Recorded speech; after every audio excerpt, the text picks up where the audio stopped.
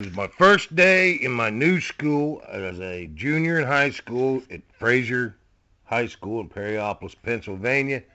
One of the first guys I met there, Steve Purcell. I sat in front of him. He was sitting behind me. And I'm not going to lie. He asked me if I smoked weed, and I hadn't smoked a lot of weed at that particular point in time in my life, but I had tried it, and I said, "Oh yeah, I smoke weed." And he said, "Well, keep an eye on the teacher for me." And he put up his notebook, and he proceeded to bring out a baggie and papers, and he cleaned and rolled a joint there that we would be smoking that afternoon after school. We were shooting up Highway 51 towards Uniontown, coming out of Perryopolis, Pennsylvania. We stopped at the red light there at Perryopolis, Pennsylvania. We proceeded to go past the various things. I think a Dairy Queen on the right and a Stop and Go on the left, and that's when I put her to the floor. Steve wanted to know if she rolled like she sounded.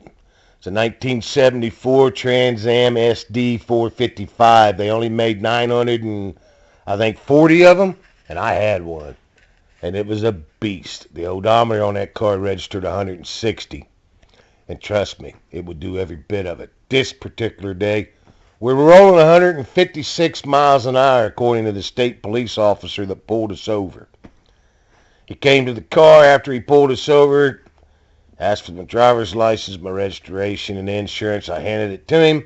And of course, the car was not tagged in Pennsylvania. The car was registered in Indiana, where I had just moved from. I tried to get the car registered in Pennsylvania, but it wouldn't pass the emissions inspections. It was just one of those things. It was too hot for the roads. I knew this was the end of it. I just started school. Me and Steve was sitting in the car. We knew that we was about to get busted. He was going to find the marijuana. Here I am doing 156 miles an hour. And lo and behold, he come back to the car and he handed me back all my information. And he said, "I'll tell you what, just slow it down and be careful, neighbor." And I said, "Neighbor?" And he looked at me and said, "Yeah." He said, "Welcome to the neighborhood. I see you just moved into the neighborhood where I live." What? Luck.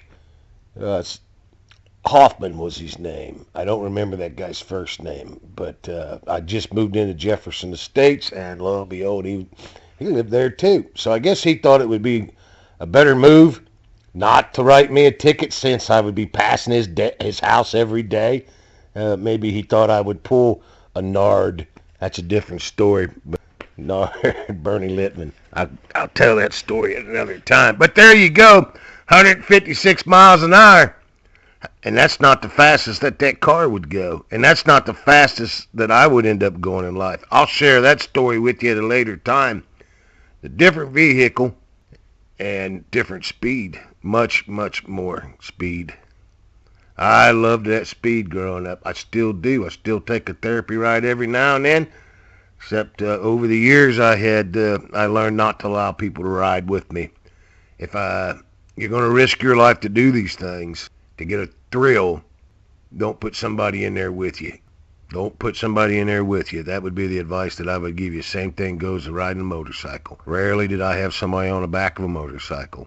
But that particular day, I could have took us both out. Could have made one mistake on that road, and I could have took us both out. This is the same stretch of road that I heard the stories about Dominiac and Saserac.